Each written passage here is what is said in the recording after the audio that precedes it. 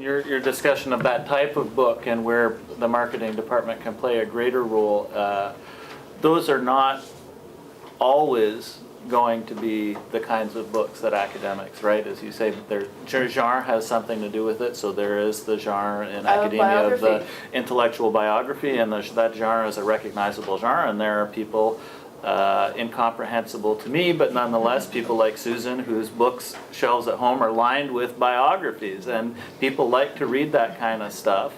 And so that type of genre is something that can be valuable from a scholarly point of view, but also interesting and valuable to a general audience. That's not to say, though, that that all scholarly monographs should aspire to that type of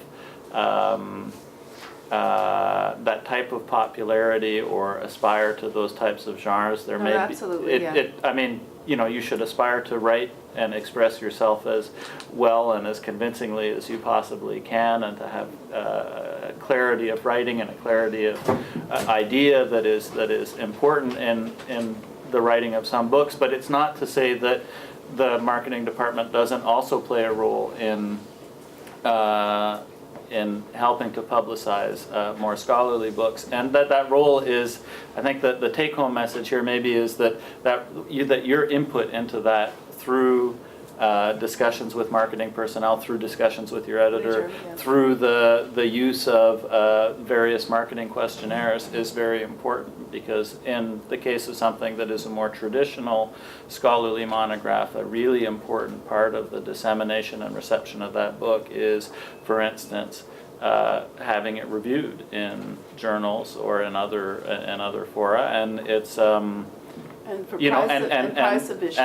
prize submissions and so on. There are a whole, I mean, there's a reason that the marketing questionnaire is 15 pages long, is that there are all of these things that we need to do with your book, regardless of whether it's something that we think we can interest a popular readership in, that are very important elements of that process, and you will be solicited frequently to play a role in providing that kind of information that will be helpful in positioning your book in that way.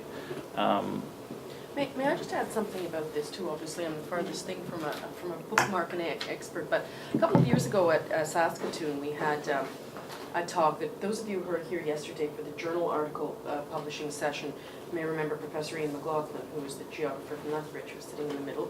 And he did a book with ASPP support several years ago called Kill and Chill, which actually had to do with the beef industry, cattle industry.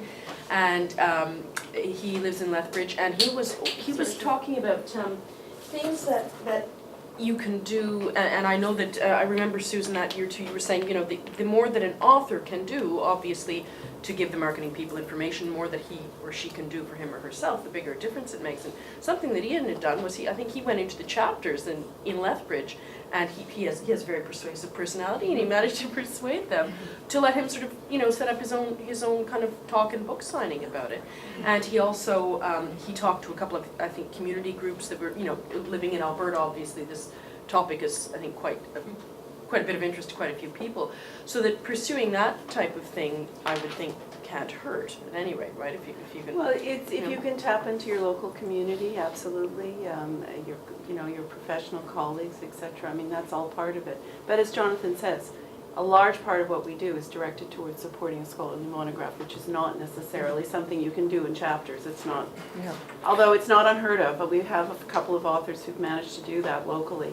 They have, they've picked a subject that they can lecture on, and they happily do it. But it's what you're comfortable with, and we're there to do the best job we can with considering the book itself and the author, what the author's wishes are. We need to know who the key journals are that are appropriate for your book, so that we can either advertise in those journals. Some journals still take advertising, some don't. That you can get reviews in them, we can send them off for reviews. So that's really important. And sometimes book reviews take 2 years to appear in a journal. By the time the book gets to them, and then they pass it out to somebody who sits around for a while, it does take a while. And that can be really tantalizing when you know that you're waiting for those reviews. But it does take up. So if you direct us to the journals, that really helps to speed the process up. Definitely.